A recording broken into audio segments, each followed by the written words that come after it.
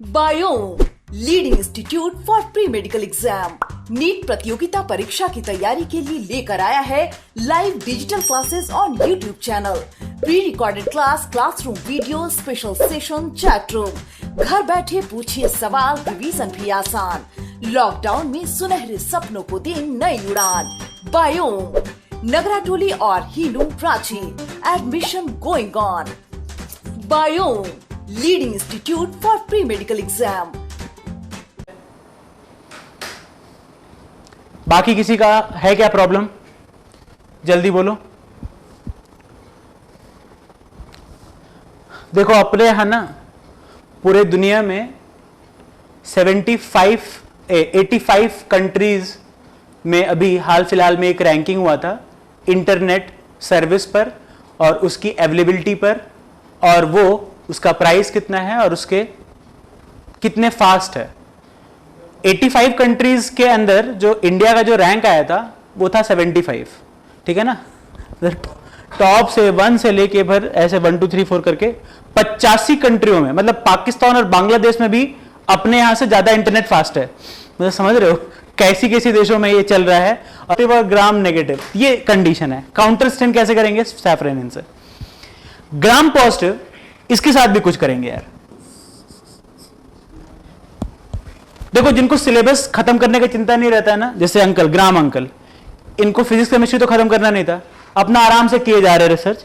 तो मान लो gram positive bacteria, इस पे क्या किया, एसिड डाल दिया, बोला देखते हैं क्या होता है। देख रहे, मतलब वही हाल हो गया कि चेक कर रहे कब तक नहीं लूज करेगा ये। अब इसमें 2 तरह के बैक्टीरिया आएंगे, एक जिनका कलर अभी भी नहीं जाएगा यार, लो इसे मना कर दिया, इसको क्या बोल रहे हैं, एसिड फास्ट बैक्टीरिया। इसको क्या बोलेंगे, एसिड फास्ट बैक्टीरिया। हाँ बिल्कुल, ये जो है ये कैसा है, एसिड फास्ट बैक्टीरिया। एसिड का भी असर नहीं हुआ उसके कलर पे, स्टेन लिया हुआ है वो। तो यहां पर ये सब तो ठीक है, क्वेश्चन ये अराइज होता है कि आखिर ऐसा क्यों हो रहा है कि कुछ बैक्टीरिया जो है वो लूज कर दे रहे कलर, और कुछ बैक्टीरिया जो है इनका कलर है मेंटेन है। तो वो इस वजह से है, इसके सेल वॉल की वजह से। देखिए यहां पर लिपिड कंटेंट जो है वो ज्यादा है एज कंपेयर टू, यहां पर तो लिपिड है नहीं, बहुत कम मिलेगा तो 1% 2% मिलेगा। यहां पर ये जो आउटर लेयर है पूरा का पूरा लिपिड्स है। तो यानी अगर तुम यहां पर कलर डालते हो, यानी स्टेन डालते हो, तो वो कहां चला जाता है, एलपीएस लेयर में जाता है। और अगर तुम यहां पर कलर डालते हो, स्टेन डालते हो, तो ये कहां जाता है, पेप्टिडोग्लाइकैन में चला जाता है। और ध्यान रखिएगा पेप्टिडोग्लाइकैन स्टेन को पकड़ लेता है। पेप्टिडोग्लाइकैन जो है स्टेन को पकड़ लेता है और लूज नहीं करता। एलपीएस में कलर गया, जैसे आपने कपड़ा धोया होगा तो कपड़े में देखते होगे कि अगर नॉर्मल दाग है तो वो निकल गया, बट मान लो कोई ऑयल का दाग है या कोई वैसा मतलब परमानेंट दाग है तो वो नहीं जाता है, धोने पर भी नहीं जा रहा है। तो वहां पर डिपेंड किस चीज पे कर रहा है कि मटेरियल कौन सा तुमने यूज किया है। यहां पर जो रीजन है ग्राम नेगेटिव में, जो कलर जाने का जो रीजन है वो कौन है, एलपीएस लेयर, ठीक है। और यहां पर कलर क्यों नहीं जा रहा है, क्योंकि स्टेन कहां पर गया है, पेप्टिडोग्लाइकैन ने पकड़ा है। तो एक चीज यहां पर मैं आपको लिख देता हूं कि ग्राम नेगेटिव बैक्टीरिया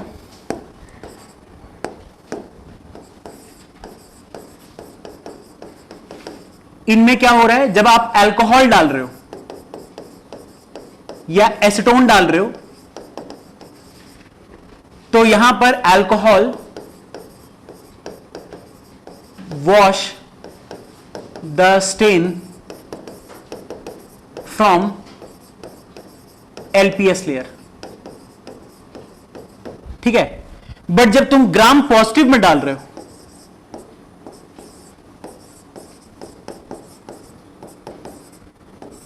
यहां पर सेम चीज कर रहे हो, तो alcohol is not able to remove stain from peptidoglycan layer.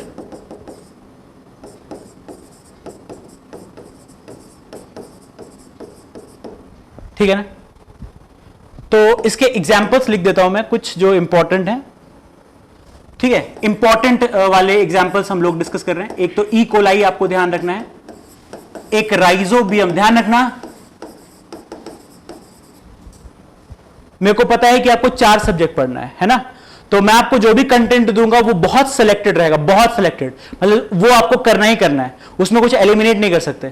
और मैं आपको परेशान ऐसा भी नहीं रहेगा कि परेशान करने के लिए उल्टी सीधी चीजें दे दी, है ना। तो यहां पर ध्यान रखिएगा, मुझे आपका दर्द पता है कि आपको बैठ के पढ़ना पड़ता है, and it is quite tough job to sit at a place at your as.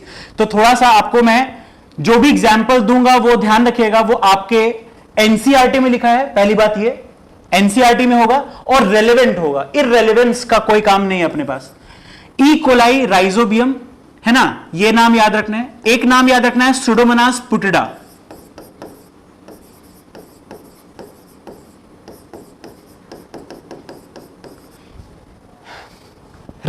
E coli तो अपने अंदर मिलता है, तो थोड़ा सा ये इंपॉर्टेंट उस वजह से है। राइजोबियम आप पढ़ोगे, नाइट्रोजन फिक्सिंग बैक्टीरिया है ये, ठीक है। तो राइजोबियम हमें पढ़ना हमारे सिलेबस में है, जब आप फिजियोलॉजी पढ़ोगे तो ये आएगा वहां पर। सुडोमोनास पुटिडा, इसको यूज करते हैं ऑयल, जैसे जहां पर जिन कंट्रीज में आपने देखा होगा अरेबियन कंट्रीज, वहां पर ऑयल वेल्स होते हैं, ऑयल निकालते हैं। तो क्या होता है, कई बार वो ऑयल जो है ना वो पानी में फैल जाता है, तो क्या करते हैं, ये बैक्टीरिया डाल देते हैं, और ये क्या करता है, ऑयल को डिग्रेड कर देता है, यानी पानी को साफ करने में हेल्प कर रहा है।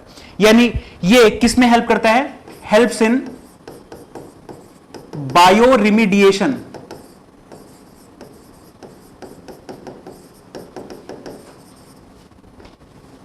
इन water polluted with oil। ठीक है, तो जहां पर ऑयल पोल्यूशन हो रहा है, तो जहां पर ऑयल निकल जाता है, अपने आप ही महाराष्ट्र की तरफ आप जाओगे, कोस्टल एरियाज जहां से आप ऑयल निकाल रहे हो, तो वहां पर ये ऑयल जनरली वाटर पोल्यूशन कर देता है। तो उस ऑयल को तोड़ने के लिए ये बैक्टीरिया आप पानी में डाल देते हैं, और ये बैक्टीरिया उसके हाइड्रोकार्बन चेन्स को तोड़ देता है, तो ये पानी जो है वो क्या हो जाएगा, साफ हो जाएगा। तो एनवायरमेंटल इशू है, ध्यान रखिएगा। आज की डेट में इंटरनेशनल एग्जाम्स हो चाहे नेशनल एंट्रेंस एग्जाम हो, एक टॉपिक बहुत हॉट टॉपिक माना जाता है क्वेश्चन पॉइंट ऑफ व्यू से, एनवायरमेंटल इश्यूज, एनवायरमेंट से रिलेटेड, क्योंकि एनवायरमेंट डिग्रेड हो रहा है, और आज की डेट में जो है बहुत सारे इंटरनेशनल कन्वेंशंस होते हैं सस्टेनेबल डेवलपमेंट गोल्स के लिए। तो वहां पर यह बोला जाएगा भैया आप अपने एग्जाम में एनवायरमेंट अवेयरनेस पूछिए, आपको एनवायरमेंट के बारे में पता है कि नहीं पता है ये चीज। तो सुडोमोनास पुटिडा ये एनवायरमेंटल रिलेटेड बैक्टीरिया है, थोड़ा सा इसके बारे में ध्यान रखिएगा। एक और एग्जाम्पल है एग्रोबैक्टीरियम ट्यूमिफेशियंस।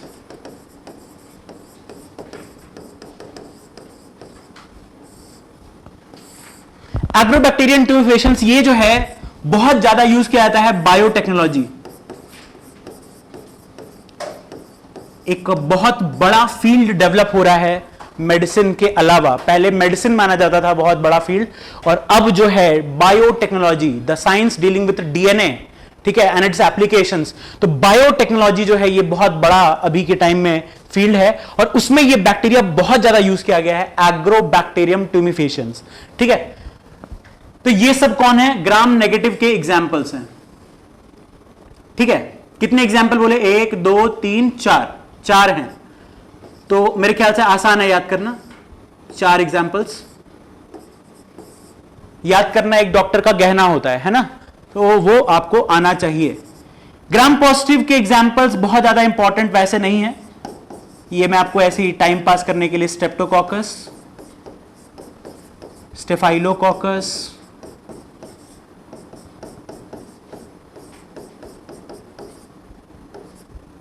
और एक जो है इंपॉर्टेंट है बैसिलस एंथ्रासिस, ये एंथ्रैक्स कॉज करता है।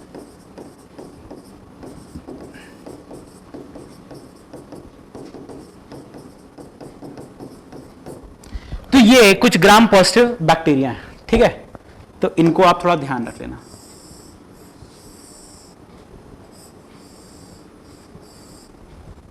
ठीक, अच्छा आगे की बात हमने डिस्कस कर लिया सेल वॉल यार। ठीक है, अब जो है we'll be discussing our third thing, that is plasma membrane.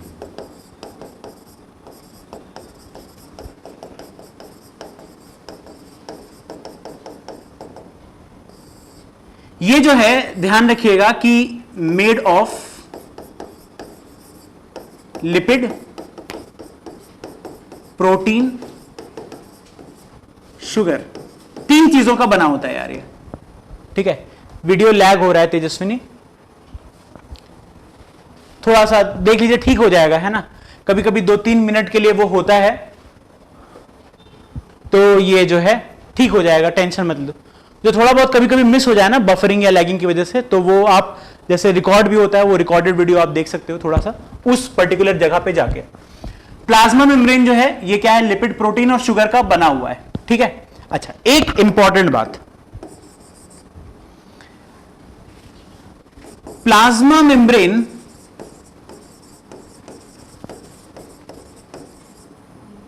is common in all living cells, मतलब प्रोकैरियोट्स, यूकैरियोट्स। ध्यान से देखिए, आपके जितने पूरे प्लैनेट पर जितने भी लिविंग सेल्स हैं, उन सेल्स में आपका जो सबसे एक कॉमन चीज है वो क्या है, प्लाज्मा मेम्ब्रेन। मतलब क्या, जैसे इसको क्वेश्चन की फॉर्म में देखते हैं। मान लो एक क्वेश्चन अटेम्प्ट करते हैं, ठीक है, कि which of the following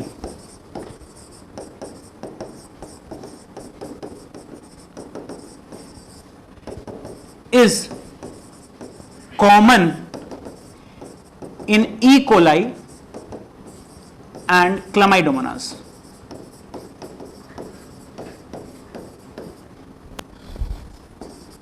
cell wall, plasma membrane,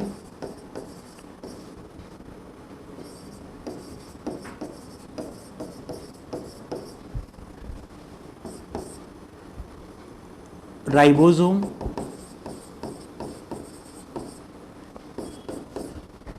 mitochondria.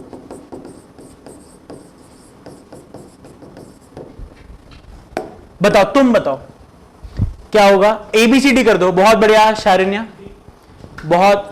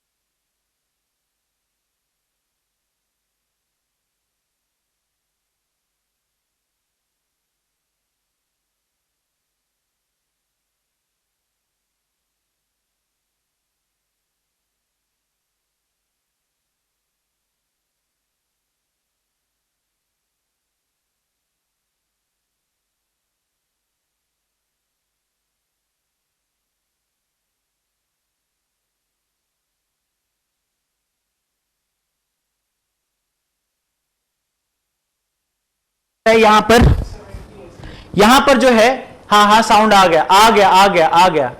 तो यहां पर जो है ये क्या कह रहा है कि ये प्रोकैरियोट्स है और ये यूकैरियोट्स है, और दोनों में एक चीज कॉमन है, क्या है, प्लाज्मा मेम्ब्रेन है। सेल वॉल देखो अलग होता है ना।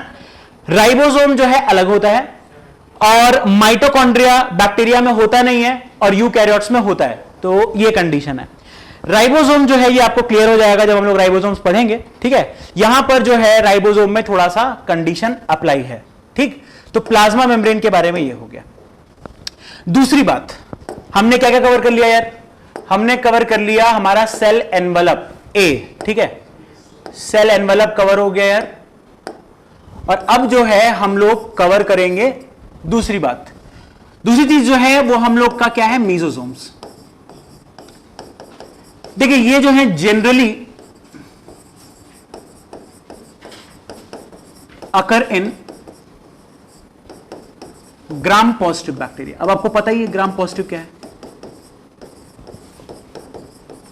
ठीक है। अब देखो दो तरह के आपके मीजोसोम्स थे टाइप्स में, एक कौन सा था यार, सेंट्रल, और दूसरा बहुत बढ़िया मीजोसोम, और दूसरा कौन था, पेरिफेरल।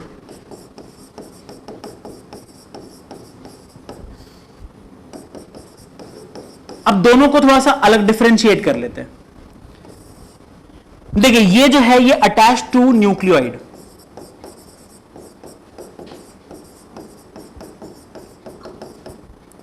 Attach to nucleoid.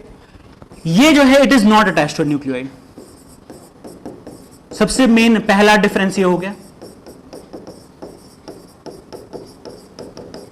ठीक है। दूसरी बात क्या है, इसका फंक्शन। देखिए फंक्शन इंपॉर्टेंट है, फंक्शन जो है इंपॉर्टेंट है। पहला फंक्शन है कि ये किससे अटैच है, न्यूक्लियोइड से अटैच है ना, और न्यूक्लियोइड में क्या होता है, डीएनए होता है। तो ये किस चीज में हेल्प करता है, हेल्प्स इन डीएनए रेप्लिकेशन, ठीक है। और दूसरा किस चीज में हेल्प करता है, helps in binary fission.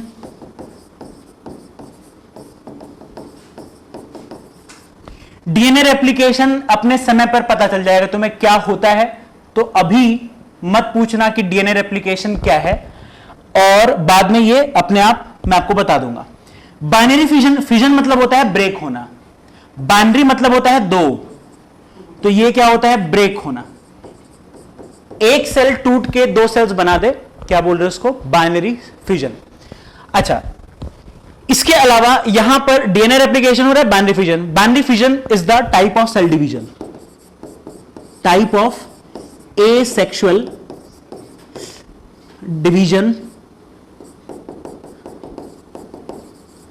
In bacteria. Done है, ये कंडीशन है। दूसरा, यहां पर जो पेरिफेरल मीजोसोम है, इसका अगर फंक्शन देखें,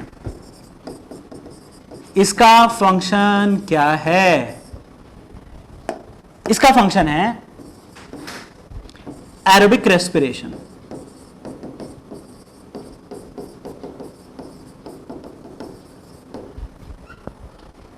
अच्छा, ध्यान रखिएगा हमारे केस में इन यूकैरियोट्स एरोबिक रेस्पिरेशन कौन करता है, mitochondria. Aerobic respiration performed by mitochondria.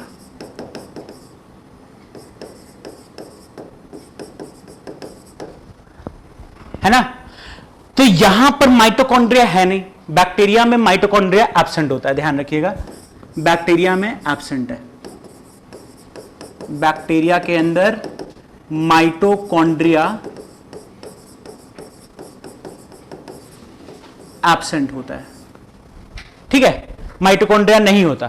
तो माइटोकॉन्ड्रिया का काम कौन कर रहा है, peripheral mesosome.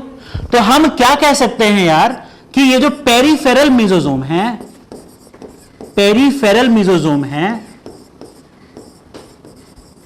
Is analogous to mitochondria.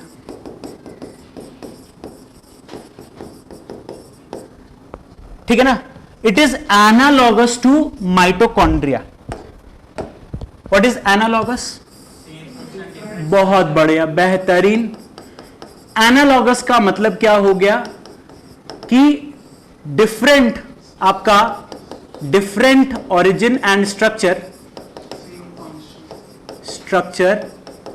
But we do have different functions, sorry same functions, same functions. दो चीजों का, ठीक है। तो यहां पर यह चीज आप ध्यान रख सकते हो कि पेरिफेरल मेसोसोम जो है ये एनालॉगस होता है माइटोकॉन्ड्रिया के। ठीक, तो पेरिफेरल मेसोसोम जो है, आप इसका फंक्शन ध्यान रखिएगा, एरोबिक रेस्पिरेशन करता है, वेरी वेरी इंपॉर्टेंट। ठीक है ना। हां, अमीबा में भी होता है आपका बाइनरी फिजन, ठीक है, कोई दिक्कत नहीं है। बैक्टीरिया में होता है, अमीबा में होता है, कई सारी जगह पर यह कंडीशन देखने को मिलता है। This is about mesosome. अच्छा, इसका जो अपीयरेंस होगा, इसका एक और चीज ध्यान रखिएगा कि ये occurs in form of tubules. Tubule का मतलब क्या होता है? ट्यूब जैसा, tube like,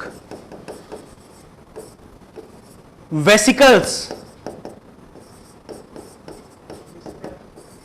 spherical bag like, small spherical bag.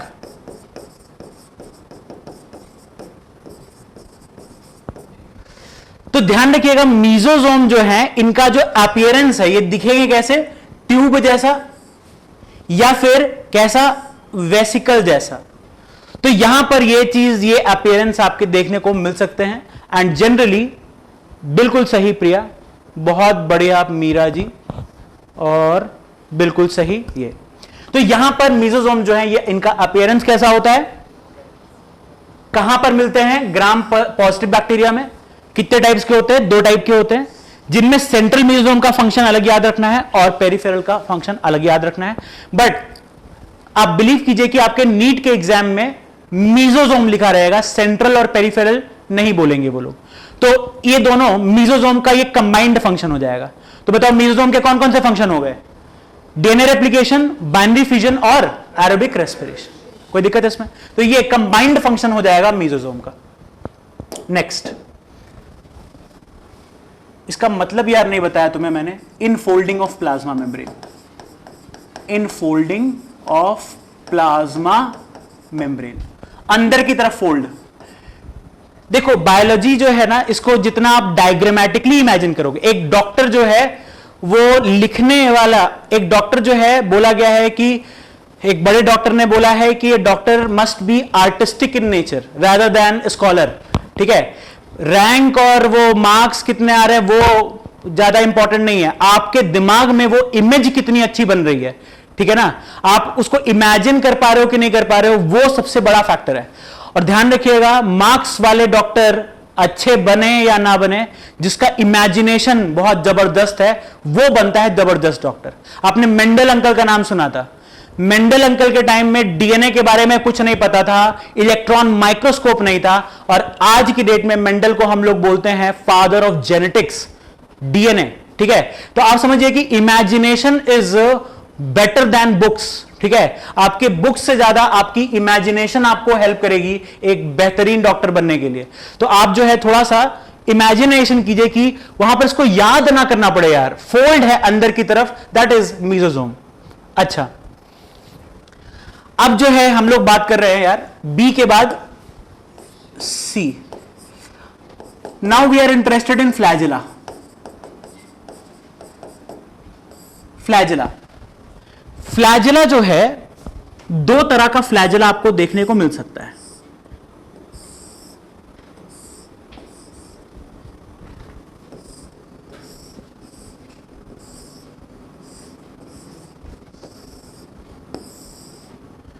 देखिए, पार्ट्स तो मैंने आपको बता ही दिए थे कि 3 पार्ट्स होते टोटल।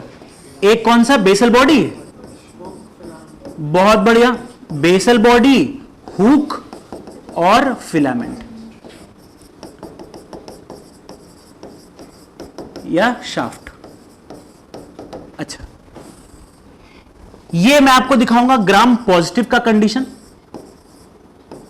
बैक्टीरिया का फ्लैजिला,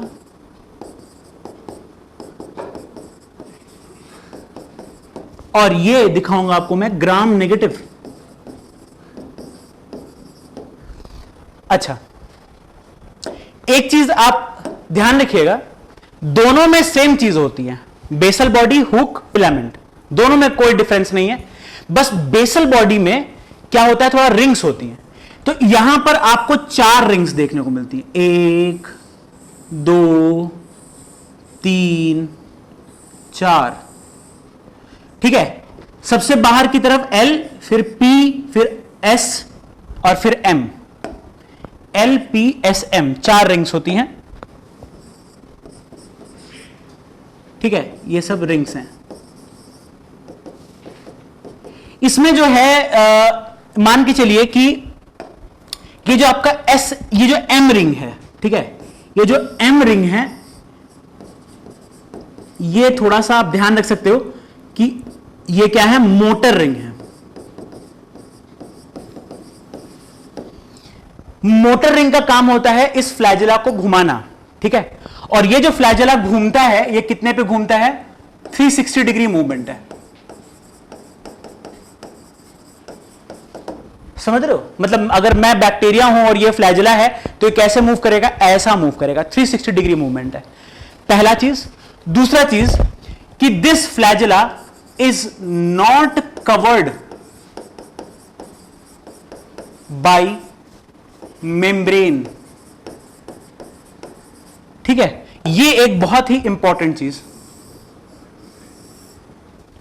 बहुत ही इंपॉर्टेंट चीज कि बैक्टीरिया, ध्यान रखना ये बैक्टीरिया की बात कर रहे हैं, बैक्टीरिया का flagella is not covered by any membrane. देखो इसके चारों तरफ कोई भी मेम्ब्रेन कवरिंग नहीं है, ये खुला है। ठीक है, अगली बात क्या है कि यहां पर ये जो है कैसा होता है, सिंगल स्ट्रैंडेड होता है। ठीक है, स्ट्रैंड मतलब क्या होता है यार, स्ट्रैंड मतलब क्या होता है, थ्रेड। हां, थ्रेड बोलो, स्ट्रिंग बोलो, कोई दिक्कत नहीं है।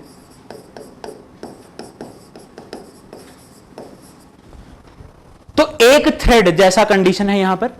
दूसरी चीज क्या, made of flagellin protein.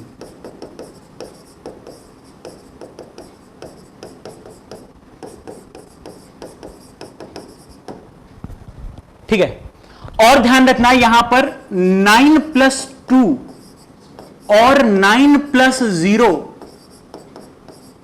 Arrangement absent.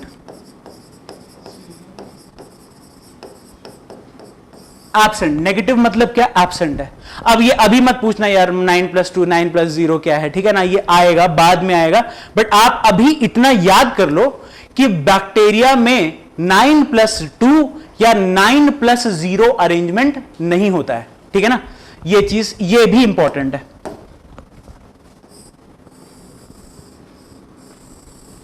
Negative. ठीक, अच्छा, आप ये याद रख सकते हो, फ्लैजिलिन प्रोटीन, आसान है ना। फ्लैजिला किस चीज का बना हुआ है, फ्लैजिलिन। ठीक है, तो ये कंडीशन है। अच्छा, ग्राम पॉजिटिव में अगर आप देखोगे तो 2 रिंग्स आपको मिलेंगे। कौन से, एस रिंग और एम रिंग। एल और पी नहीं मिलेगा।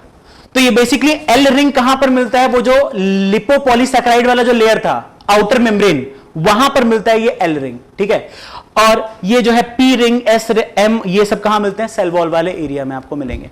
तो ये कंडीशन है। तो दो, इसमें 4 रिंग्स मिलते हैं और इसमें 2 रिंग्स मिलते हैं। ठीक है, ग्राम नेगेटिव में 4 रिंग्स और ग्राम पॉजिटिव में 2 रिंग्स हैं। ये इतनी बातें आपको ध्यान रखनी है। फ्लैजुला क्या क्या बात है, हाँ ऑब्वियस सी बात है, ये लोकोमोशन में हेल्प करेगा। फंक्शन क्या हो गया इसका, लोकोमोशन। एक जगह से दूसरी जगह मूव करने को क्या कहते हैं यार, लोकोमोशन। ठीक है, एक जगह से दूसरी जगह जो मूव करोगे क्या बोलेंगे यार उसको, लोकोमोशन। तो फ्लैजुला जो है ये लोकोमोशन में हेल्प करता है। 360 degree movement, not covered by membrane, 9+2 9+0 arrangement absent, single stranded होता है, फ्लैजिलिन प्रोटीन का बना होता है। ठीक, नेक्स्ट अब देखिए ये कौन सा नंबर था यार, सी। अब जो है हम लोग बात कर रहे हैं पाइलाई का, पाइलस या पाइलाई। पाइलस जो है ये सिंगुलर होता है और पाइलाई जो है प्लूरल है। बायोलॉजी में थोड़ा सा इंग्लिश लिटरेचर का उल्टा चलता है। जैसे इंग्लिश में देखोगे कि आपके जो प्लूरल वाले जो वर्ड्स होते हैं उसमें लेटर्स ज्यादा होंगे और सिंगुलर वाले में जनरली लेटर्स कम होते हैं। बायोलॉजी में उल्टा है, बायोलॉजी में देखो ज्यादा लेटर्स है मतलब सिंगुलर है और कम लेटर्स है मतलब प्लूरल है, ठीक है। तो पाइलाई जो है, पाइलस सिंगुलर, यहां पर ये जो है मेड ऑफ स्पेशल प्रोटीन जिसका नाम है पाइलिन, ठीक है। ये पूरा स्टेटमेंट आपको याद रखना है एज इट इज, ठीक है। ये स्पेशल प्रोटीन जो है टर्म है, ये आप ध्यान रखिएगा। पाइलस जो है एक प्रोटीन का बना होता है, इसको क्या बोलते हैं यार, पाइलिन। दूसरी बात, ये दो टाइप का होता है,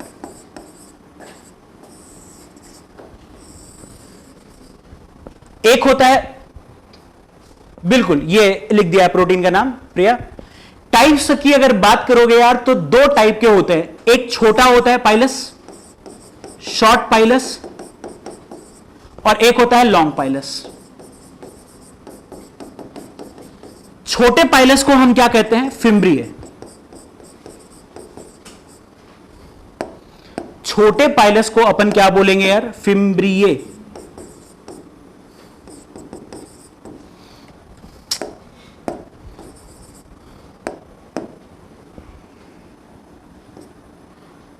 स्पेलिंग ही भूल गए हम, हैं? होता है मेरे साथ कभी कभी, टेंशन नहीं लेना। अच्छा ठीक है, देखो तुम्हारे मास्टर की थोड़ी सी ना इंग्लिश कमजोर है, फिम्ब्रिए। इंग्लिश कमजोर मतलब क्या, टेम्पोररी बेसिस पर पता नहीं मेरे को क्या होता है, जो चीज नॉर्मल है वो मैं भूल जाता हूं, ठीक है, अचानक। तो फिम्ब्रिए जो है लॉन्ग पाइलस और शॉर्ट पाइलस। छोटा पाइलस जो है इसको क्या बोलते हैं यार, फिम्ब्रिए बोलते हैं। और जो लंबा वाला है, लंबा वाला है, कोई दिक्कत नहीं है। तो लॉन्ग पाइलस को हम लोग सिंपली पाइलस बोल देते हैं। अगर कहीं पाइलस लिखा हुआ यानी वो लॉन्ग वाले के बारे में बात कर रहा है। अब दोनों का काम क्या है, ठीक है, दोनों सेम प्रोटीन के बने हुए हैं। इसका काम जो है क्या है, attachment, function attachment to substrate यार।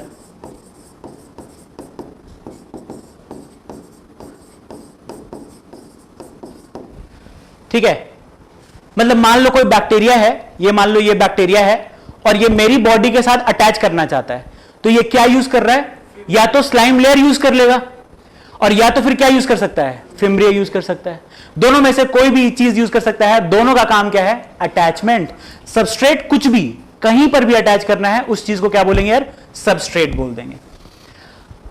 अब बात कर रहे हैं पाइलस की, ये आपको फंक्शन इंपॉर्टेंट है, ध्यान रखना बाबू, फंक्शन इंपॉर्टेंट रहेगा हर जगह। दूसरा जो पाइलस है इसका काम क्या है, कॉन्जुगेशन। बहुत बेहतरीन, बहुत बढ़िया, क्या काम है इसका, कॉन्जुगेशन। कॉन्जुगेशन, और कॉन्जुगेशन जो है it is a type of पैरासेक्सुअलिटी।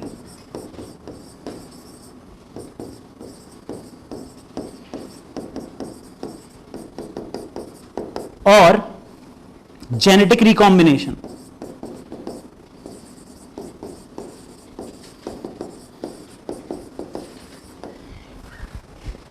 देखो एक चीज जीवन में याद रखना, कोई भी bacteria till date has not been seen to perform sexual reproduction. कोई भी बैक्टीरिया सेक्सुअली रिप्रोड्यूस करता हुआ नहीं पाया गया है। वो सिर्फ क्या करते हैं, एसेक्सुअल रिप्रोडक्शन करते हैं। बट सेक्सुअल रिप्रोडक्शन में मां और बाप का डीएनए एक्सचेंज होता है। उस प्रोसेस को क्या बोलते हैं, जेनेटिक रिकॉम्बिनेशन। रिकॉम्बिनेशन मतलब समझते ही हो, और जेनेटिक मतलब क्या होता है, डीएनए। तो जेनेटिक रिकॉम्बिनेशन कहां होता है, सेक्सुअल रिप्रोडक्शन में। बैक्टीरिया में सेक्सुअल रिप्रोडक्शन होता नहीं है, यानी दो अलग बातें हैं।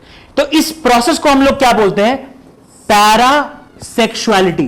पैरा मतलब क्या, parallel, parallel to sexual reproduction. यानी देयर आर, ये जो तीन तरह का रिप्रोडक्शन है बैक्टीरिया में, ट्रांसफॉर्मेशन, कॉन्जुगेशन एंड ट्रांसडक्शन। ये तीनों टाइप जो होते हैं ये किस कैटेगरी में आते हैं, पैरासेक्सुअलिटी। यानी बैक्टीरिया बिना सेक्सुअल रिप्रोडक्शन किए हुए क्या कर रहा है, जेनेटिक रिकॉम्बिनेशन कर रहा है। तो कॉन्जुगेशन में कौन हेल्प करता है, पाइलस, ठीक है ना। तो F प्लस जो बैक्टीरिया होंगे उनमें पाइलस होगा और F माइनस में पाइलस नहीं होगा।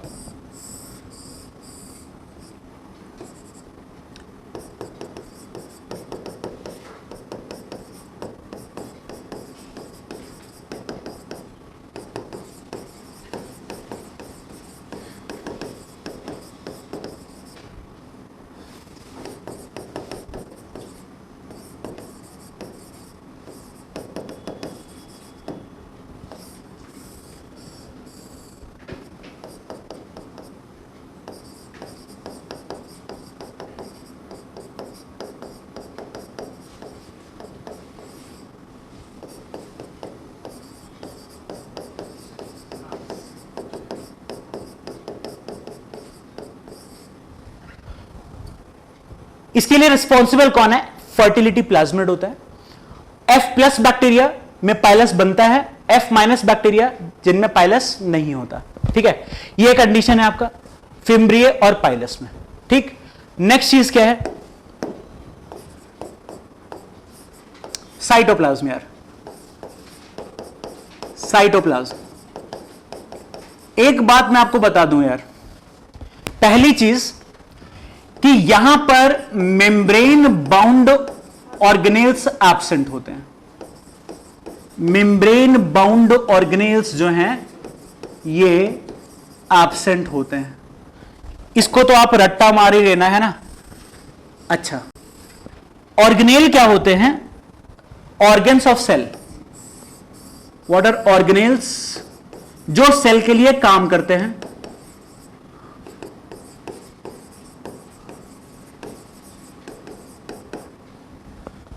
जो सेल के लिए काम करते हैं उनको क्या बोलते हैं? जैसे तुम्हारे हाथ पैर तुम्हारे लिए काम करते हैं, जैसा तुम बोलते हो लिखो, तुम्हारा हाथ लिखना चालू कर देता है। तुम बोलते हो मारो, तो मारना चालू कर, तुम्हारे इशारों पे नचा रहे हो है ना अपने चीजों को। तो यहां पर भी ये जो ऑर्गेनेल्स हैं ये किसके इशारे पे काम करते हैं? सेल के। सेल कंट्रोल करता है। और सेल में कौन कंट्रोल करता है? याद करो, पहले लिखा था डायरेक्टर ऑफ सेल कौन है? न्यूक्लियस। तो nucleus is controlling these organelles. तो यहां पर ध्यान रखिएगा, मेम्ब्रेन बाउंड ऑर्गेनेल्स जो हैं वो एब्सेंट होते हैं बैक्टीरिया के अंदर। दूसरी चीज, कौन से ऑर्गेनेल्स एब्सेंट होते हैं? जो जिनमें मेम्ब्रेन कवरिंग हो, यानी मेम्ब्रेन लेस ऑर्गेनेल्स मिल सकते हैं, ठीक है ना। जेनेटिक रिकॉम्बिनेशन क्या होता है ना हर्ष? जेनेटिक रिकॉम्बिनेशन क्या होता है? यहां पर लिख देता हूं मैं।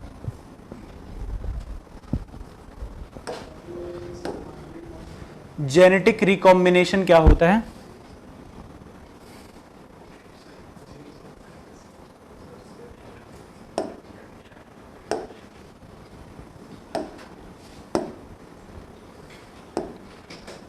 अरे चालू हो जाओ। देखो, जेनेटिक रिकॉम्बिनेशन क्या होता है यार?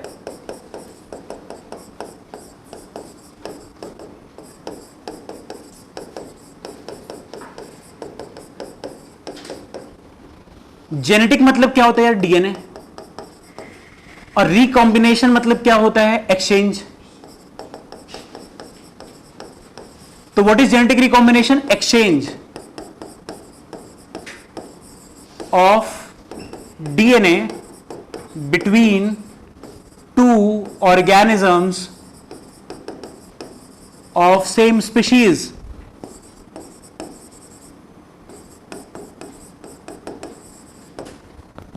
ठीक है ना, ये कंडीशन है।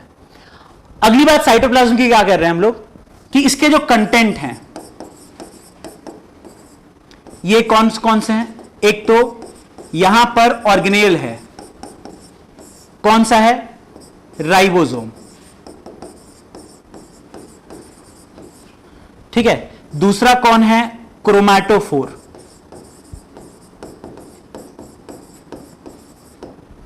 और दूसरा क्या चीज है? Cell inclusion.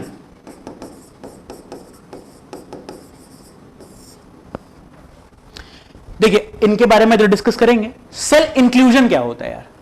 देखिए, सेल जब भी हम लोग बोलते हैं तो समझते हैं कि लिविंग है, ठीक है। तो non living content of the cell is generally known as cell inclusion. Cell के अंदर जो नॉन लिविंग कंटेंट है जनरली उसको हम लोग क्या बोल देते हैं, जनरल लैंग्वेज में सेल इंक्लूजन बोल देते हैं। तो इसके अंदर क्या क्या चीजें हैं, जैसे कि रिजर्व फूड मटेरियल, ठीक है, जैसे कि एग्जाम्पल साइनोफाइसियन स्टार्च, आपने बैक्टीरिया में पढ़ा होगा साइनोफाइसियन स्टार्च, ठीक है, या वहां पर जो ऑयल ड्रॉपलेट्स होते हैं, देखो साइनोफाइसियन मतलब blue green algae, starch sugar, oil ही है। तो आपके दुनिया में जितने भी ऑर्गेनिजम्स हैं उनमें स्टोर करके क्या रखते हैं, जैसे तुम्हारे अंदर क्या स्टोरेज फूड क्या है, ग्लाइकोजन और ऑयल होगा। ऑयल भैया ऑयल तो रखना ही रखना है, साथ में क्या रखते हैं, जनरली शुगर रखते हैं। तो शुगर और ऑयल ये दो चीजें हम लोग स्टोर करते हैं अपने बॉडी में, चाहे वो बैक्टीरिया हो, बैक्टीरिया के अंदर स्टोर्ड फूड क्या है, ग्लाइकोजन जनरली, ऑयल, पीएचबी, इस तरह की चीजें जो हैं आप लोग ये रखते हैं। वॉलिटिन ग्रैन्यूल्स, वॉलिटिन ग्रेन्स, वॉलिटिन ग्रेन्स क्या होते हैं, फॉस्फेट ग्रेन्स। देखो ग्रेन्स मतलब के छोटे छोटे पार्टिकल्स, किस चीज के, फॉस्फेट के। फॉस्फेट ध्यान रखना, लिविंग सेल्स के लिए फॉस्फेट बहुत जरूरी चीज है यार। एनर्जी समझ लेना कि एनर्जी से रिलेटेड है, तुम्हारे बॉडी में कितनी एनर्जी है वो डिसाइडिंग फैक्टर है फॉस्फेट। तो लिविंग सेल के लिए फॉस्फेट एक बहुत ही इंपॉर्टेंट रेडिकल है। तो इसको बैक्टीरिया किस फॉर्म में रखते हैं स्टोर करके, वॉल्यूटिन की फॉर्म में। फॉस्फेट के ग्रेन्स को क्या बोलते हैं, वॉल्यूटिन ग्रेन्स। तो शुगर हो गया, ऑयल हो गया, फॉस्फेट हो गया, एल्यूरॉन ग्रेन्स हो सकते हैं यहां पर।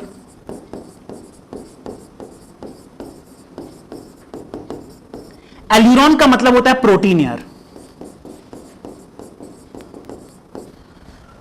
ठीक है। पीएचबी हो सकता है,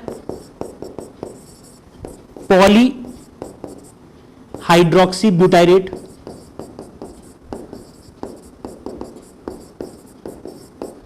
ये सारी बातें, ये सब क्या है, सेल इंक्लूजन की कैटेगरी में आते हैं।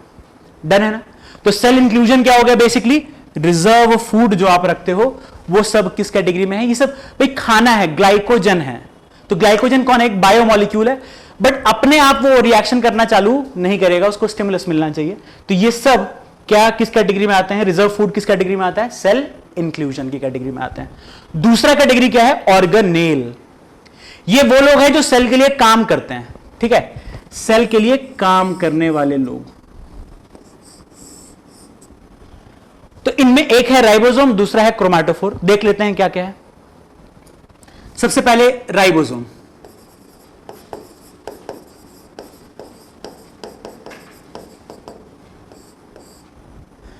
देखो यार राइबोसोम जो है it is made of RNA and protein. देखो मैंने आपसे वादा किया है कि आरएनए क्या होता है वो मैं आपको पढ़ाऊंगा बाद में, ठीक है। तो डरना मत कि सर ने आरएनए नहीं बताया है। एक टॉपिक आएगा न्यूक्लियस यूकैरियोटिक सेल्स में, वहां पर मैं आपको बताऊंगा कि ये क्या कंडीशन है, आरएनए क्या होता है। ये छोटा आर लिखा हुआ है, इसका मतलब क्या है, राइबोसोमल, ठीक है। तो राइबोसोम को बनाने वाले आरएनए को हम क्या कहते हैं, राइबोसोमल आरएनए, ठीक है। तो आरएनए का फुल फॉर्म मैं भी फिलहाल आपके हेल्प के लिए लिख देता हूं, वैसे आपको पता ही है, बहुत बढ़िया। वैसे मुझे विश्वास है कि इतने इंटेलिजेंट तो हो तुम। राइबो न्यूक्लिक एसिड कि ये सारी चीजें आपको आती हैं, बट फिर भी अरे बाप रे बहुत सारे क्वेश्चंस हैं। सर वो F+ और F- क्या लिखे हैं, अभी बताऊंगा मैं तनवीर, अभी बताऊंगा। प्लाज्मिड अभी बताऊंगा, तो वहां पर आपको बताऊंगा कि फर्टिलिटी क्या कंडीशन है। नॉन लिविंग सब्सटेंस बिल्कुल इंक्लूजन बॉडी होता है राजा, बिल्कुल सही बात है, ठीक है। स्वप्निल बिल्कुल यहां पर आपको लिख दिया है। राइबोसोम, देखो जोम का मतलब क्या होता है यार, बॉडी। और ये जो राइबो वर्ड आया है वो कहां से आया है, आरएनए से, है ना। ये राइबो क्या होता है, शुगर है ये, राइबोज शुगर, इसके नाम पर ये राइबो वर्ड पड़ा हुआ है। तो ये जो राइबोसोम में, जोम का मतलब को क्या होगा, बॉडी या स्ट्रक्चर, कुछ भी, कोई भी बॉडी, परऑक्सीजोम, ग्लाइऑक्सीजोम, राइबोसोम, न्यूक्लियोसोम, कुछ भी, जोम कहीं पर भी लिखा होगा यानी बॉडी या स्ट्रक्चर, राइट। अब बात करते हैं आगे यार, क्या क्या चीज का बना हुआ है, आरएनए एंड प्रोटीन, इसीलिए इसको therefore also known as ribonucleoprotein particle, या प्यार से क्या बोलते हैं यार इसको, RNP particle. It was first discovered by Robertson and Brown plant cell के अंदर, और एनिमल सेल्स के अंदर इसको पहली बार डिस्कवर किया था पैलिड ने, डिस्कवर्ड बाय पैलिड।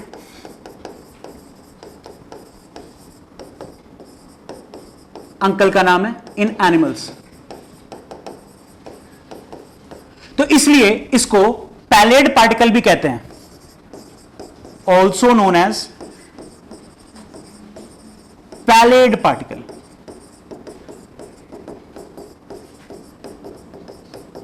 तो कौन कौन से नाम हो गए, ribosome, RNP particle, palade particle, ठीक है, ये आप नाम ध्यान रख सकते हो। इसमें ज्यादा सबसे इंपॉर्टेंट नाम ये है आरएनपी पार्टिकल। राइबोसोम तो आपको बचपन से ही सिखाया गया है, कोई दिक्कत नहीं है। और अगर पैलिड पार्टिकल दिख जाए तो घबरा मत जाना, किसको बोलते हैं, राइबोसोम को बोलते हैं। अच्छा, एक चीज मैं आपको बता दूं, यहां पर जो राइबोसोम मिलता है, ribosome in cytoplasm of bacteria, कौन सा मिलता है, 70S, वेरी इंपॉर्टेंट, 70S।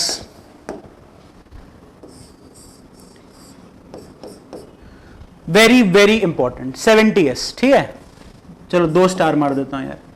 तो यहां पर बैक्टीरिया के अंदर जो आपका राइबोसोम है वो कौन सा है, 70S है, ठीक है। अच्छा, यहां पर एक चीज दिख रहा होगा तुम्हें, S, बहुत बढ़िया। यहां पर जो है S दिख रहा होगा यार, ये क्या है, स्वेटबर्ग्स यूनिट बोलते हैं इसको। गजब के लोग, एनर्जी से भरपूर। इसको क्या भी बोलते हैं यार, सेडिमेंटेशन कोएफिशिएंट, सेडिमेंटेशन कोएफिशिएंट।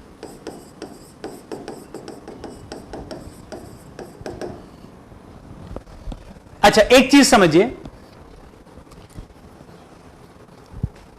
ये जो सेडिमेंटेशन कोएफिशिएंट है, तो इसको सेडिमेंटेशन कोएफिशिएंट क्यों कहते क्यों है यहां पर, तो इसके लिए मैं थोड़ा सा तुम्हें बताता हूं। डेंसिटी सेंट्रीफ्यूगेशन,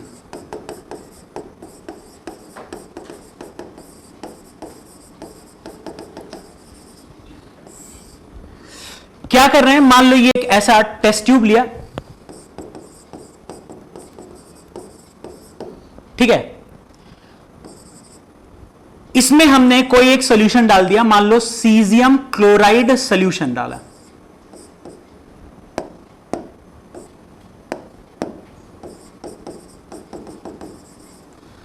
क्या है ये, caesium chloride solution.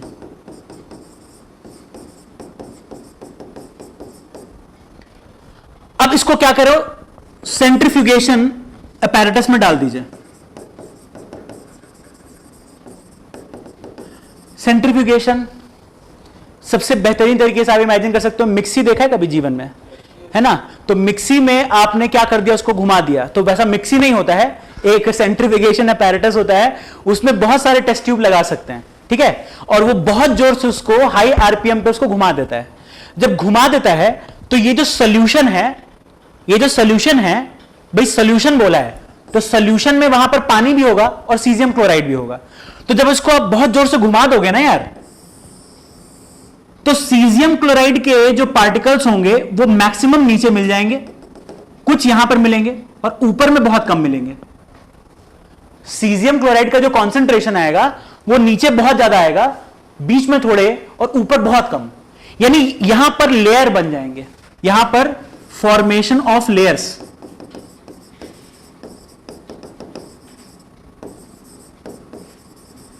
Layers in solution, ठीक है। यानी ये वाला जो ये जो कहलाएगा ये होगा लाइट लेयर, ये वाला नीचे वाला क्या होगा, हैवी लेयर, और ये जो है ये क्या होगा, इंटरमीडिएट, इंटरमीडिएट डेंसिटी वाला लेयर, ठीक है। नीचे वाला हेवी डेंसिटी वाला लेयर, बीच वाला इंटरमीडिएट डेंसिटी वाला लेयर, और ऊपर वाला लाइट डेंसिटी वाला लेयर, राइट। तो यहां पर इस सीजियम क्लोराइड के, यहां पर तुम सुक्रोज भी यूज कर सकते हो, तो यहां पर सुक्रोज या सीजियम क्लोराइड का सॉल्यूशन का अगर तुम सेंट्रीफ्यूगेशन कराते हो तो 3 लेयर्स बन जाते हैं। तुम बोलोगे सर इसका राइबोसोम के साथ क्या चक्कर है? तो यहां पर देखिए इसका नाम क्या है, density centrifugation.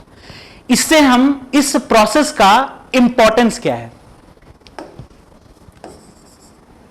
Significance of density centrifugation.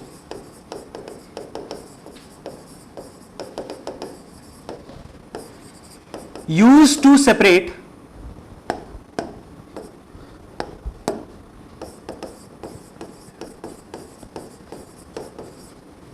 Biomolecules, कौन कौन से, न्यूक्लिक एसिड, यानी कौन कौन, DNA, RNA, proteins, on the basis of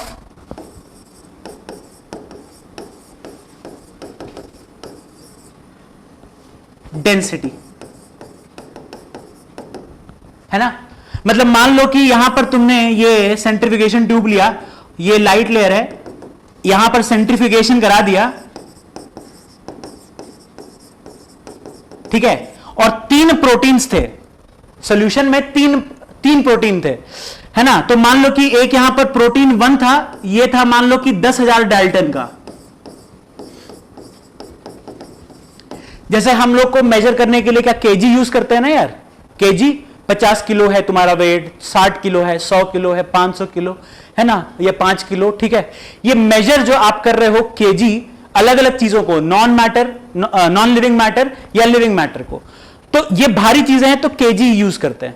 but यहां पर यार केजी में तो प्रोटीन को नहीं मेजर कर सकते ना, तो यहां पर ग्राम भी बहुत भारी है, तो यहां पर क्या वर्ड यूज करते हैं, डाल्टन। ये है non SI unit for measuring the weight. इससे जो भारी प्रोटीन होगा P2, मान लेते हैं ये 25,000 डाल्टन का था, तो ये कहां पर आएगा यार, बीच वाली लेयर में। और जो सबसे भारी होगा, मान लो कि यहां पर P3 वो 1 लाख डाल्टन का था,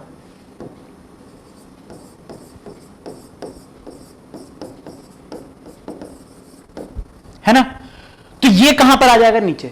यानी भारी पार्टिकल कहां आएगा, नीचे आएगा, और बीच वाला कहां आएगा, बीच में, और जो हल्का पार्टिकल होगा वो कहां आएगा, ऊपर।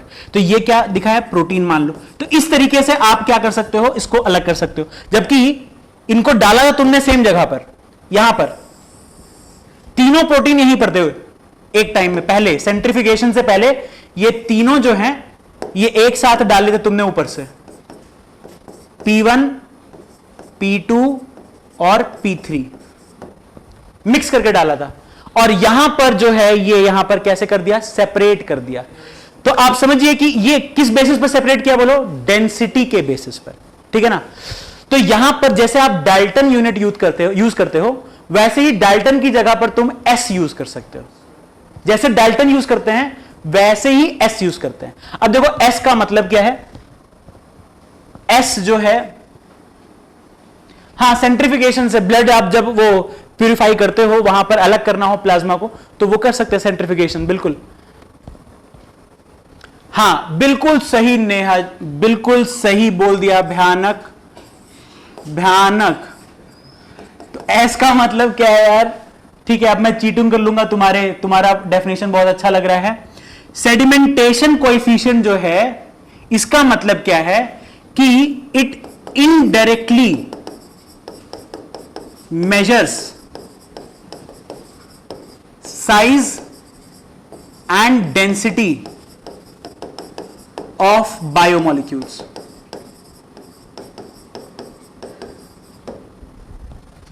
इससे हम क्या पता लगाते हैं कि how fast the biomolecule sediments during centrifugation।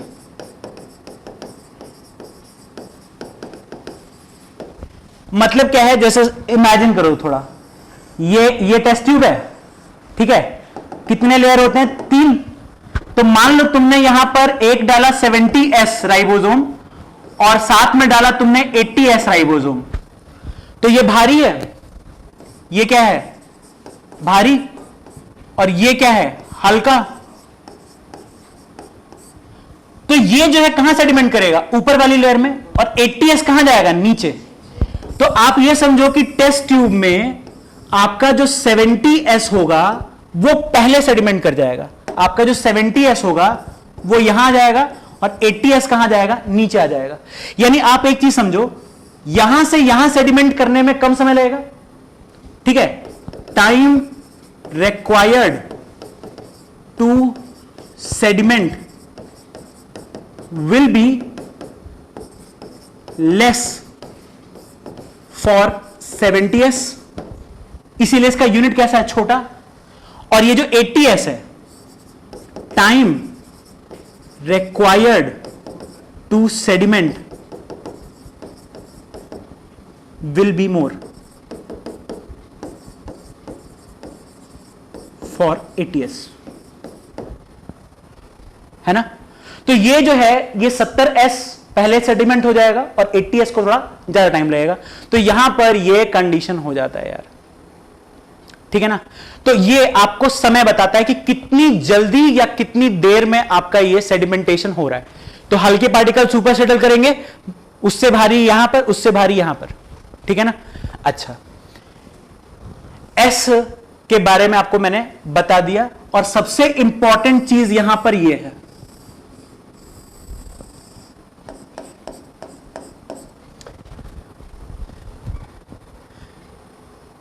हाँ जी, बिल्कुल सही बात है, बिल्कुल सही नेहा।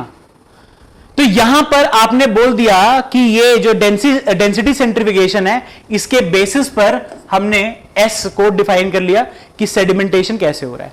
तो बैक्टीरिया के साइटोप्लाज्म में कौन सा मिलता है यार? 70S मिलता है, 80S नहीं मिलता, ठीक है। अच्छा, इसके बारे में, राइबोसोम के बारे में और चीजें जानेंगे, बट जब यूकैरियोटिक राइबोसोम पढ़ेंगे तब। अभी के लिए बस आप इतना याद कर लीजिए, 70S, ठीक है। इसके सब यूनिट्स होते हैं, वो हम लोग सीखेंगे बाद में। इतनी बात हो गई, और फाइनल क्या है? फाइनल क्या है यहां पर? एक चीज, अच्छा देखो, एक चीज, राइबोसोम में 2 सब यूनिट्स होते हैं। राइबोसोम हैज 2 सब यूनिट्स, एक छोटा वाला स्मॉलर सब यूनिट, और एक बड़ा वाला लार्जर सब यूनिट, ठीक है। ये जो लार्जर सब यूनिट है, it is made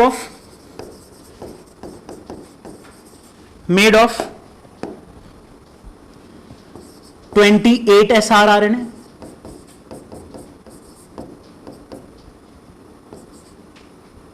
5.8 SR RNA,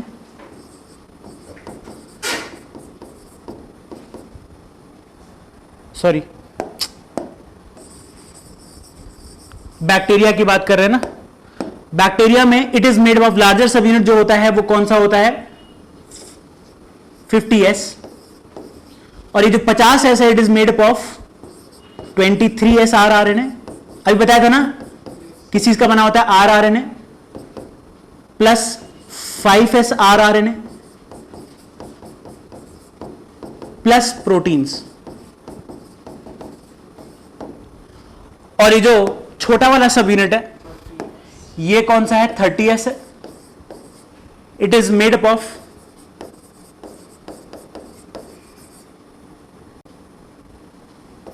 16s rRNA। ठीक है, नॉर्मली ये दोनों सेपरेटेड होते हैं, नॉर्मली सेपरेट। ठीक है, बट अगर तुम इनको एक पर्टिकुलर कॉन्सेंट्रेशन दो मैग्नीशियम का, ठीक है, एक मैग्नीशियम का एक पर्टिकुलर कॉन्सेंट्रेशन दो, मान लो कि यहां पर देते हैं इसको 0.01 मोलर, 0.001 मोलर देते हैं। इस कॉन्सेंट्रेशन पर ये जो राइबोसोमल के सब यूनिट्स हैं ये जुड़ जाएंगे इन प्रेजेंस ऑफ एक थ्रेड। इस थ्रेड को क्या बोलते हैं? mRNA। ठीक है, जिसमें mRNA का मतलब क्या होता है यार? Messenger RNA। क्या बोलते हैं इसको? mRNA को क्या बोलते हैं? M स्टैंड्स फॉर मैसेंजर, है ना? तो ये हमारे पास मैसेंजर RNA। आप इमेजिन करो एक थ्रेड, कुछ भी नहीं है, ठीक है, mRNA एक थ्रेड है। इस पर पहले क्या अटैच करते हैं? इस पर पहले कौन सा अटैच करते हैं? छोटा वाला सब यूनिट, और फिर अटैच करते हैं बड़ा वाला सब यूनिट। स्ट्रक्चर दिख गया? तो राइबोसोम अटैच टू mRNA। ये जो स्ट्रक्चर तुम्हें दिखाया है, सिंगल राइबोसोम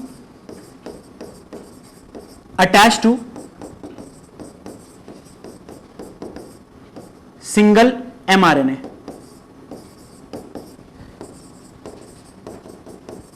इस स्ट्रक्चर को क्या बोलते हैं? मोनोसोम। क्या बोलते हैं? मोनोसोम।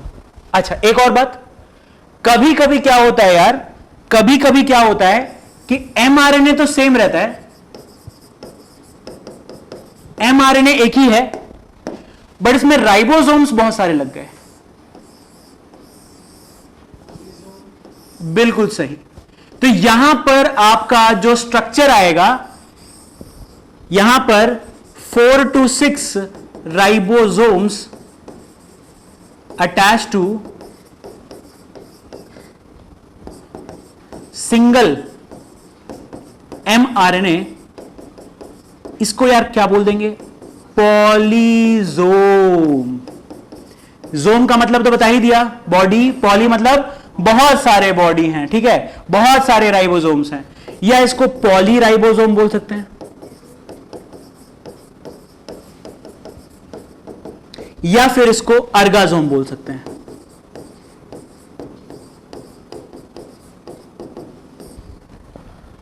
ठीक है, तो ये कंडीशन है आपका। ये कौन हो गया? हमारा सेल ऑर्गेनेल, बैक्टीरिया का एक इंपॉर्टेंट सेल ऑर्गेनेल। और इसके बारे में एक और बहुत बहुत ज्यादा इंपॉर्टेंट चीज बच गई कि ये एक मेम्ब्रेनलेस सेल ऑर्गेनेल होता है। मेम्ब्रेनलेस ऑर्गेनेल है, मतलब it is not covered by any membrane. Very important. ठीक है, तो हमने क्या क्या बोला राइबोसोम के बारे में? Ribosome made of rRNA and protein. It is also known as RNP particle. The type of ribosome which is present in bacteria is 70S. It is not surrounded by any protective covering. It is freely floating body in the cytoplasm. It is known as membraneless organelle. S means for Swedberg's unit. जैसे हमारे पास SI units होते हैं, this is a non-SI unit used to measure the density of the biomolecules. It is also known as sedimentation coefficient. Density centrifugation, ये क्या बोल सकते हो इसको? ग्रीन बॉक्स बोल दो।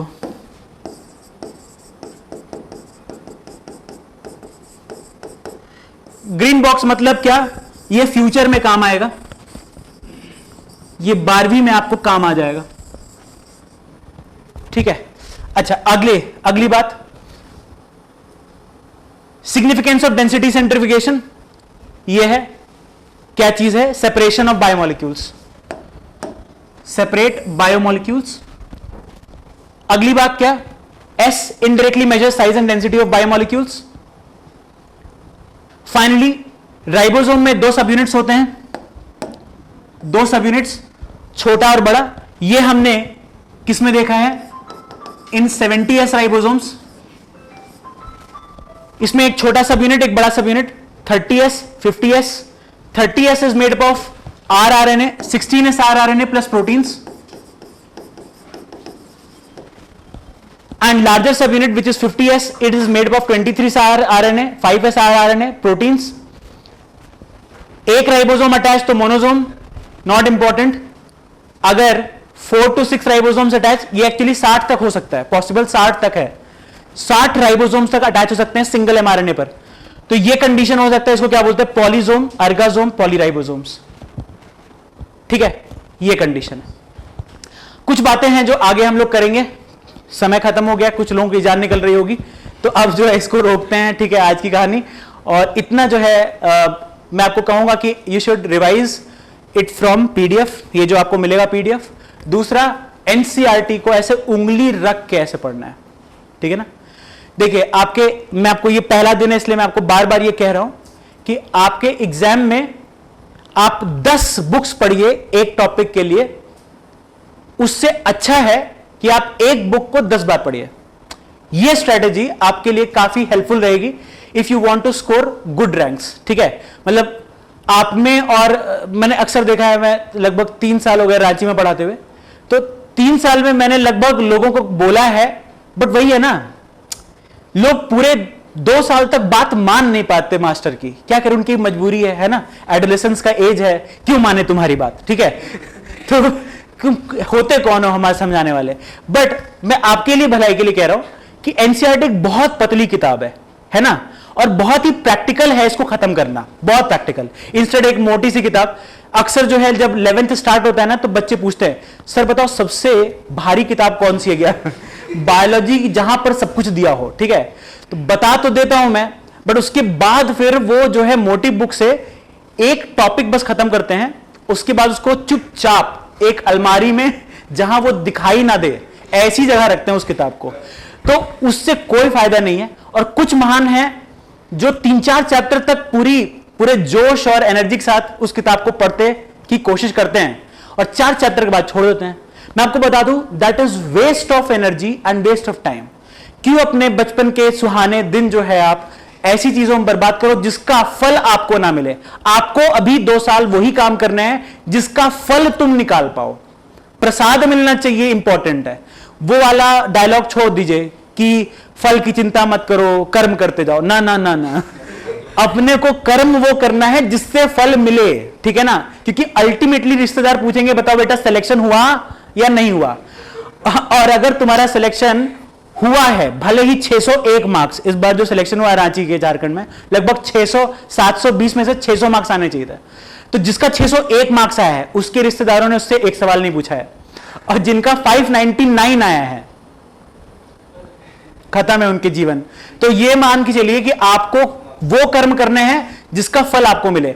और वो आपको मैंने बता दिया कि जितनी बार मैं आपको दिखूंगा, मेरी शक्ल आप देख लेना, एनसीईआरटी के अलावा और कुछ पढ़ना ही नहीं है, ठीक है ना। बस इतना आपको कर लेना है। और ये जो मैं आपको बताऊं, इसको एक बार ध्यान से सुन लो और एक बार रिवाइज कर लीजिए, ठीक है। Thank you, all the best, take care, good night and keep smiling. हाँ, संध्या 1 साल खत्म है, कोई बात नहीं, कर लेंगे अपन, टैलेंटेड लोग 1 साल में कर लेंगे, ठीक है। चलो, थैंक यू।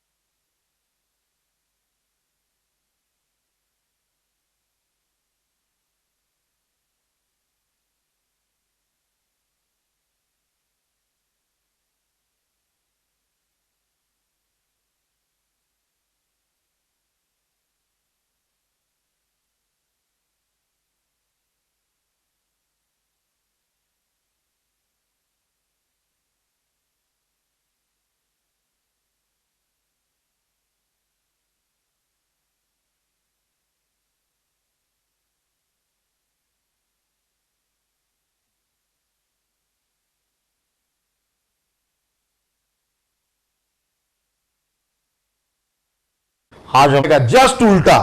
अगर एंट्रोपी डिक्रीज कर रहा है सिस्टम का तो इसका क्या होगा, इंक्रीज करेगा, और इसका इंक्रीज हो रहा है, इसका डिक्रीज होगा। या उल्टा भी तो बोल सकते हैं, क्यू अमाउंट ऑफ हीट इसको दे दिए, क्यू अमाउंट ऑफ हीट इसको दे दिए, तो इसका क्यू क्या हो जाएगा, घट जाएगा, इसका क्यू क्या होगा, बढ़ जाएगा। किसका एंट्रोपी बढ़ेगा और किसका एंट्रोपी घटेगा, सिस्टम का बढ़ेगा और सराउंडिंग। तो समझ में आया ना, अब समझ में आएगा। चलो देखो क्या पढ़ने जा रहे हैं उसको समझो।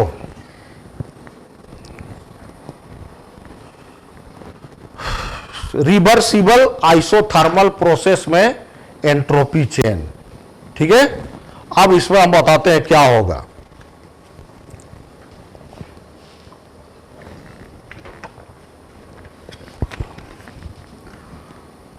टोटल एंट्रोपी चेंज का बात करेंगे, मतलब यूनिवर्स का बात करेंगे। किसका बात करेंगे, यूनिवर्स। तो देख लो यहां, ये तुम्हारा यूनिवर्स है और ये तुम्हारा सिस्टम है, सिस्टम, और ये क्या है, सराउंडिंग है। अच्छा ये बताओ, आइसोथर्मल बोला है, क्या बोला है, तो इसका टेम्परेचर जो होगा वही टेम्परेचर इसका। अब बताओ हीट एक्सचेंज होगा कि नहीं। हम लोग तो जानते हैं कि हायर टेम्परेचर से लोअर टेम्परेचर में हीट फ्लो होता है, लेकिन यहां टेम्परेचर दोनों का क्या है, तो हीट एक्सचेंज होगा कि नहीं, होगा। पहले ही बोले हैं आइसोथर्मल है तो होगा, एडियाबेटिक होता तो नहीं होता। बर्तन चेंज करते हैं ना, तो सुनो सुनो सुनो सुनो, खत्म।